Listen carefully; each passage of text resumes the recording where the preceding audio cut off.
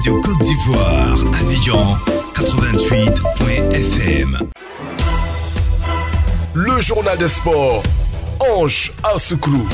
Oui, c'est ça, la Dream Team en action. Bonjour Ange. Bonjour Didier. Football Ligue 1 de Côte d'Ivoire. Troisième victoire d'affilée pour l'Africa Sport d'Abidjan et pour l'ASEC Mimosa. Premier succès de la saison pour la Lanterne Rouge. Ici à Oasis, les trois équipes de tête, AFAD, FC San Pedro et ASEC ont gagné.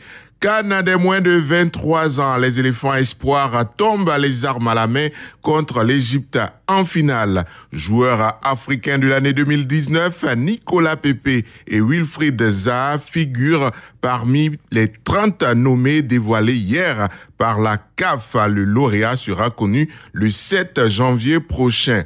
Rugby, la Côte d'Ivoire atomise le Rwanda 60-3 et se qualifie pour la phase de poule des éliminatoires de la CAN 2020. Bonjour à tous et merci de débuter la semaine avec nous. Football Ligue 1 ivoirienne après des débuts difficiles. L'Africa Sport aligne 3 victoires consécutives. Hier, pour la 7e journée, les Verts et Rouges ont battu le Racing Club d'Abidjan 1-0 au Parc des Sports Vélodrome de Treichville. Chikezie Ouando a été l'unique buteur de la rencontre. Après ce match, la réaction de l'entraîneur du Racing, Diabaté Vassiriki. Oui, il faut féliciter l'équipe de l'Africa. L'Africa a eu du gnac. Voilà, ils ont cru jusqu'au bout. À un moment, ils ont été en difficulté. Ils sont restés costauds. Nous, on n'a pas eu de la réussite cet après-midi. C'est un facteur à prendre en compte également. Après, on a des gamins. Logiquement, sur ce genre de match, à un moment donné, il faut jouer le nul plutôt que de jouer la gagne. Mais on n'a pas encore cette expérience avec nos gamins. On a voulu gagner coûte que coûte. Ça a laissé des espaces à l'Africa qui en a profité. Toujours hier au parc, le FC San Pedro s'est débarrassé de l'Azida Bangourou 1-0 grâce à une réalisation de Roland Zambi. Le FC San Pedro qui prépare idéalement son entrée en lice dans la phase de groupe de la Coupe de la Confédération dimanche prochain. L'entraîneur de l'Azida Bangourou, Firmin Kofi. On n'a pas fait le match parfait pour pouvoir gagner. Il y a eu un manque de conviction offensivement. Les jeunes n'ont pas cru un instant qu'ils pouvaient gagner cette équipe-là. Donc c'est ce qui explique ces défaites. J'ai dans un premier temps demandé aux jeunes gens de rester stables, de voir un peu venir l'adversaire et puis après d'attaquer. C'est ce qui a été en première mi-temps. Quand on a commencé, c'était timide. Après ça, on a eu la possession, on a eu même des opportunités voilà, où on a essayé de jouer en solo. En deuxième mi-temps, ça s'est écroulé encore comme la dernière fois contre l'équipe de l'AFAD. Je n'ai pas compris pourquoi. On a subi cette deuxième mi-temps, on a multiplié les coups francs et voilà, on s'en sort avec une défaite. Donc l'analyse que je fais, c'est que ces jeunes gens n'ont pas cru un instant qu'ils pouvaient gagner ce match. L'événement du week-end, si bien la première victoire du promu. Ici à Oasis, les Indomptables ont dérouté Bouaké Football Club 3-0 hier à Yamoussoukro. Michael Samuel Badré a réussi un doublé au cours de ce match.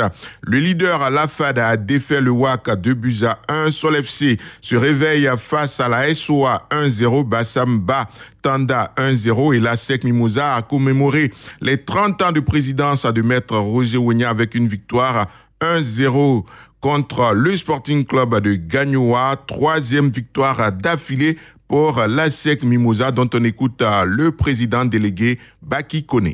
On essaie simplement de continuer sur notre lancée, toujours travailler. C'est une nouvelle équipe, on a dit. Ça a été un départ un peu difficile. Mais aujourd'hui, on continue de travailler. Les jeunes, ils sont en train de prendre plaisir et je pense que ça va venir. On n'a pas encore atteint notre rythme de croisière, mais on est là, on travaille. On a encore du boulot à faire. Rien n'est parfait. On essaie de se perfectionner tous les jours et puis bon, voilà, on verra bien. On espère que d'ici la fin, on pourra jouir de tout ce qu'on est en train de faire. Et sur la commémoration des 30 années de présidence de Maître Roger Wenya, justement, la réaction d'Alain Guamene, ancien joueur et entraîneur de l'ASEC Mimosa.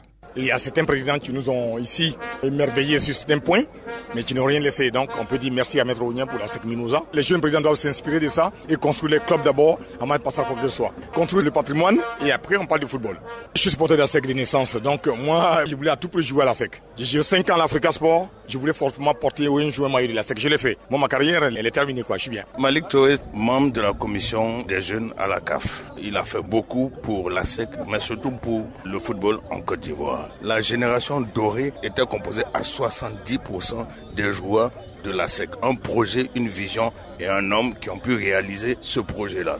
La génération de 92, elle était composée essentiellement de joueurs de la SEC. La SEC elle-même, les trophées gagnés, c'est incomparable en Côte d'Ivoire. La première génération qui se qualifie pour la Coupe du Monde en 2006, c'est en grosse partie des joueurs de la SEC. Et toutes les années glorieuses de la Côte d'Ivoire, jusqu'à la CAN remportée en 2015, c'est essentiellement des joueurs de la SEC. J'aurais été ailleurs, j'aurais magnifié, j'aurais décoré cet homme et l'œuvre accomplie. Après Alain Guaméné, vous avez reconnu le président Malik Touré au classement de la Ligue 1. Après 7 journées, la FAD reste leader avec 15 points plus 5. Deuxième FC San Pedro, 15 points plus 3. Troisième ASEC Mimouza, 14 points. Bassam est 4e avec 12 points plus 2. 5e Sol FC, 12 points plus 1. L'Africa est 7e avec 11 points dans le bas du tableau. Les 3 derniers ont 3 points chacun. 12e WAC, 3 points moins 5. 13e Gagnoa, 3 points moins 5.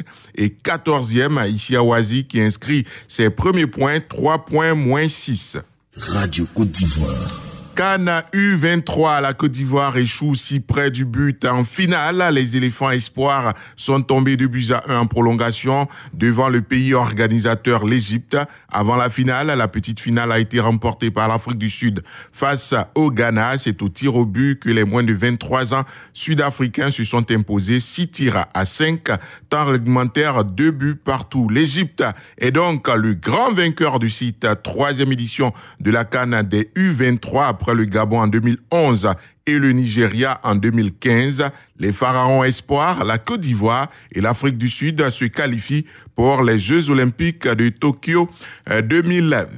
Joueurs africains de l'année 2019, la CAF a dévoilé la liste des 30 nommés hier. Parmi les prétendants, 2 éléphants, les attaquants Nicolas Pepe et Wilfried Zaha. Les meilleurs joueurs africains du moment font également partie de cette liste. Le double tenant du titre, Mohamed Salah, son coéquipier à Liverpool, Sadio Mané, Pierre-Emerick Aubameyang, Riyad Mahrez ou encore Kalidou Koulibaly. L'Algérie, champion d'Afrique, est le pays le plus représenté avec 4 nommés. Le Sénégal et le Nigeria ont 3 représentants chacun. 5 Ivoiriens sont encore en lice pour le 11 type de l'année. Bien sûr, Nicolas Pepe et Wilfried Zaha, Serge Aurier, Franck Kessié et Sylvain Gbowo. Verdict le 17 janvier prochain lors de la cérémonie des awards de la CAF à Hurghada en Égypte. On parle à présent de rugby avec l'Africa Cup. Les éléphants de Côte d'Ivoire ont baladé le Rwanda 60-3 et se qualifient pour la phase de poule des éliminatoires de la CAN 2020. Au stade municipal de Bingerville, devant de nombreux supporters, les éléphants ont été sans pitié pour les Silverbacks du Rwanda avec 8 essais, dont 4 ont été transformés et 4 pénalités. À la pause, le score était déjà de 31-0. Bakary Meïté a réussi 2 essais pour les éléphants rugbymen. La Côte d'Ivoire est donc qualifiée pour la phase de poule des éliminatoires de la CAN 2020. Les éléphants joueront contre le Maroc et le Kenya dans la poule B. Retour de l'information sportive, c'est à 6h15. Radio Côte d'Ivoire, Abidjan, 88.fm.